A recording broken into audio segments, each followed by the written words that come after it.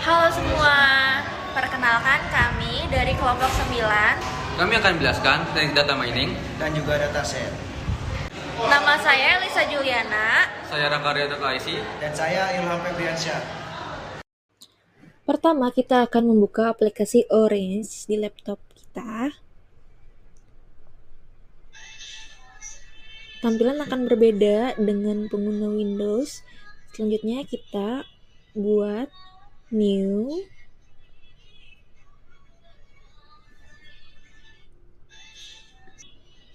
Di sini terdapat beberapa macam widget mulai dari file, data table, edit domain, CSV, dan lain-lain. Kita bisa mencari sesuai yang kita butuhkan. Di atas ada filter untuk mencari widget mana yang mau kita pakai. Contohnya Navbias, maka akan muncul Navbias. Lalu kita tarik file ke tengah, lalu kita sambungkan dengan data table.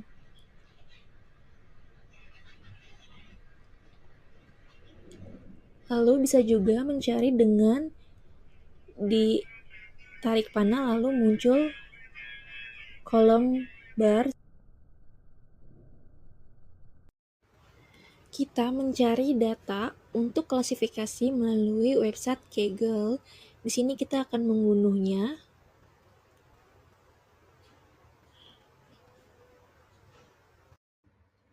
Halo, pada kali ini saya akan menjelaskan proses klasifikasi data menggunakan aplikasi Orange.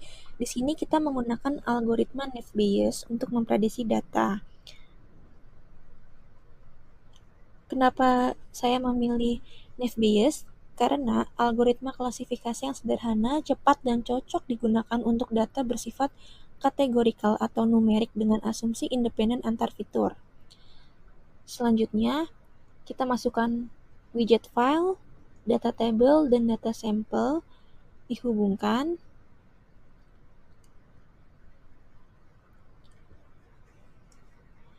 Dalam widget file ini kita memasukkan dataset dalam bentuk CSV yang akan kita analisis. Selanjutnya data sampel dihubungkan dengan Navbias.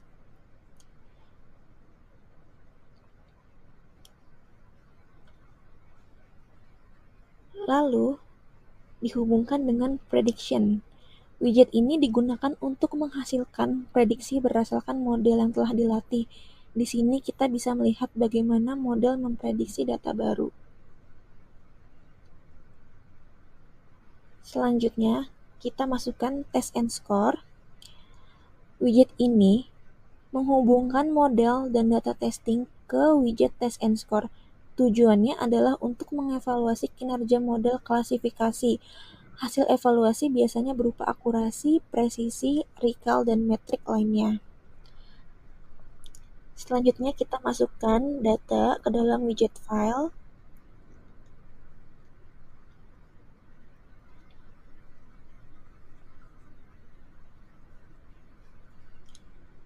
Selanjutnya kita rubah ke target. Sebelumnya ada warning merah seperti ini. Selanjutnya, biar tidak ada warning, kita ganti role-nya dengan target dan kategorikal.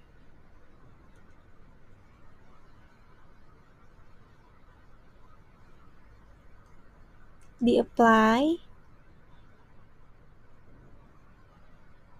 Selanjutnya tanda warning sudah hilang.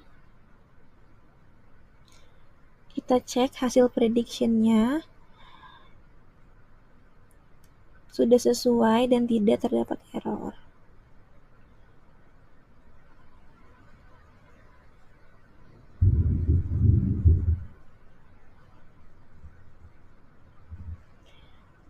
No missing value, tidak ada data yang missing ya.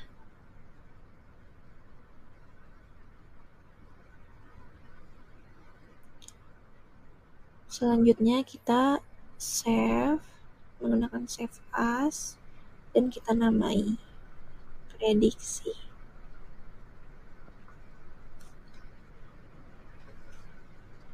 Klasifikasi. Lalu kita save di dokumen.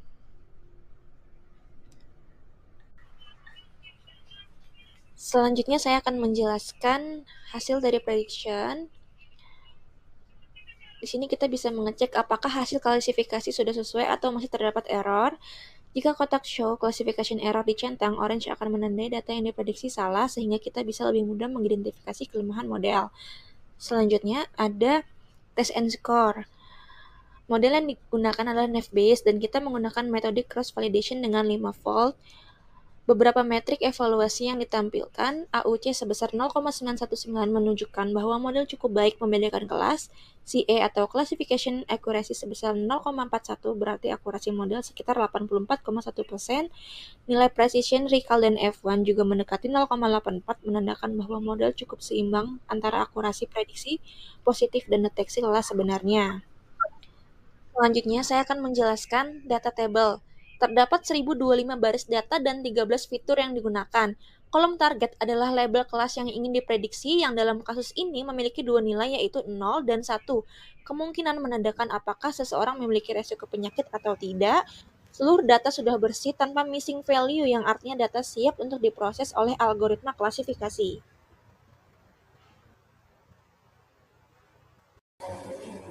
Langkah pertama kita di sini buat membuka situs Kaggle. Setelah buka, kita coba mencari data set kelulusan.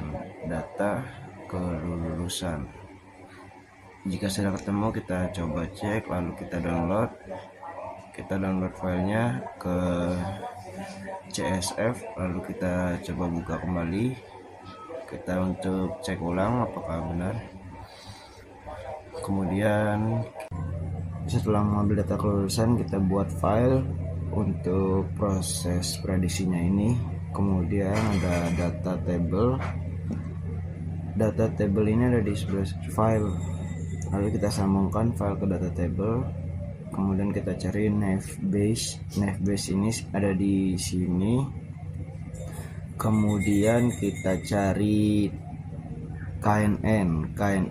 Kemudian kita taruh sebelah sini. KNN ini, setelah itu kita taruh tray, lalu ada di bawah KNN.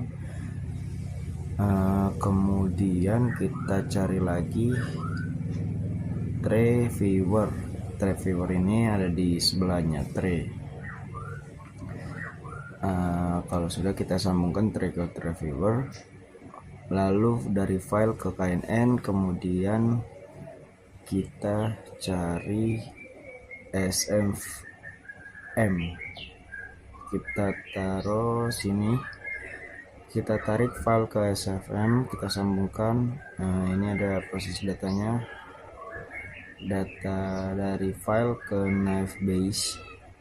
Kemudian kita cari test and score ini kita taruh di sebelah sini, lalu kita sambungkan dari naive-Bayes ke test and score, lalu kita cari lagi preprocess atau prediction. Kita cari prediction, taruh prediction di mari, sambungkan tray ke test and score, lalu dari tray kita geser ke prediction, kemudian SFM kita sambungkan ke prediction, dari SFM kita sambung lagi ke test and score, kemudian KNN kita sambung ke prediction, lalu kita cari lagi KNN ke prediction. Tidak, dari KNN kita sambungkan ke test and score. Nah, ini sudah semua. Lalu kita sambungkan naive-Bayes ke prediction. Kita tarik sedikit ya, agar lebih lebar lagi. Prediction juga kita tarik lagi. Prediction tree viewer kita tarik, SFM kita geser lagi, tray juga kita file kita tarik ke tray. Nah, sudah semua tergabung.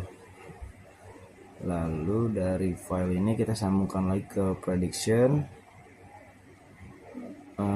Sudah, kita lihat lagi apa yang belum. Kalau dari file langsung masukkan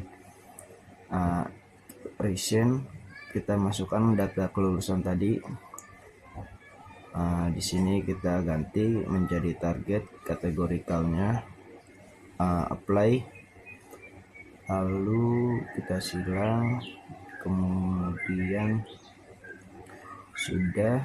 Oke, kalau sudah semuanya tergabung, kita masuk ke data table, lalu kita cari ke bawah, kita silang, kita tes and score, kita cek kembali semua sudah benar. Lalu kita masuk ke prediction, kita cek lagi di prediction ini sudah semua.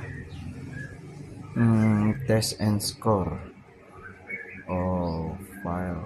File kita sambungkan di sini ke test and score-nya. Lalu kita cek kembali, kemudian kita silang. Setelah kita silang, kita cari ke tree viewer, kita buka lagi, kita coba zoom lagi keluar, apa sudah benar semua. Kalau sudah, kita silang, lalu kita masuk ke KNN. Di sini silang lagi, kita silang. Oke, jika sudah, kita pilih file, lalu kita cari save as, kemudian kita klik namanya dengan prediksi data kelulusan, kemudian kita klik save, lalu selesai. Halo semuanya. Oke, jadi di sini saya akan mencari file klasterisasi tentang penyakit diabetes. Kita mencari di website yaitu Kaggle. Kita buka Kaggle, kita cari klasterisasi penyakit diabetes.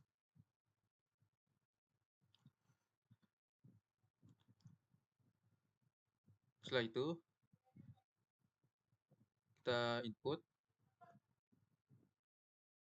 Setelah kita mencari data klasterisasi penyakit diabetes dari Kaggle, setelah itu kita masuk langsung ke aplikasi Orange Data Mining-nya. Tahap pertama, langsung kita masukkan file.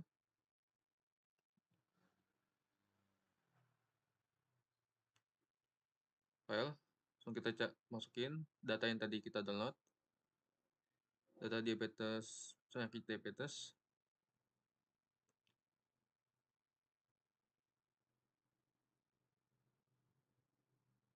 Oke, setelah itu kita open. Dan kita ganti kode dengan target. Setelah itu kita apply.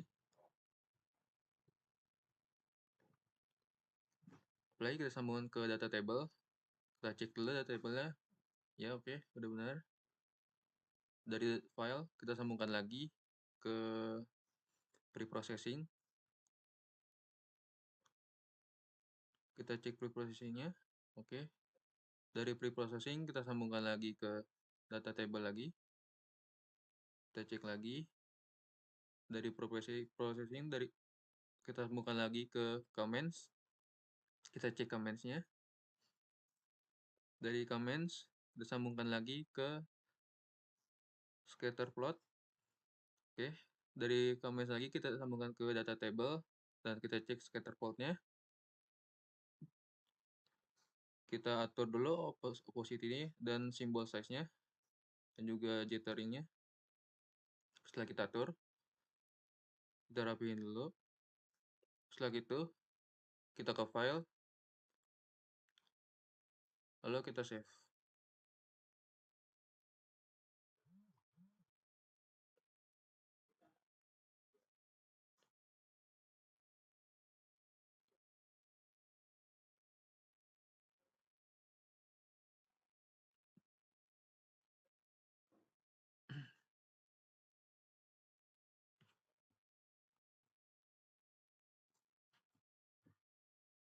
itu saya akan menjelaskan widget-widgetnya, mengapa saya mengambil widget-widget tersebut untuk memasukkan di klasterisasi penyakit diabetes. Oke, yang pertama ada widget file. Jadi widget file ini yang berguna untuk membaca file dataset dalam format CSV. Dataset ini berisi tentang file dari penyakit diabetes tersebut. Dan yang kedua itu ada data table.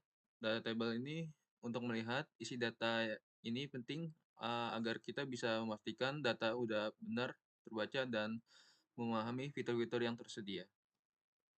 Dan yang ketiga ada pre-processing, yaitu widget ini tuh digunakan untuk membersihkan data, misalnya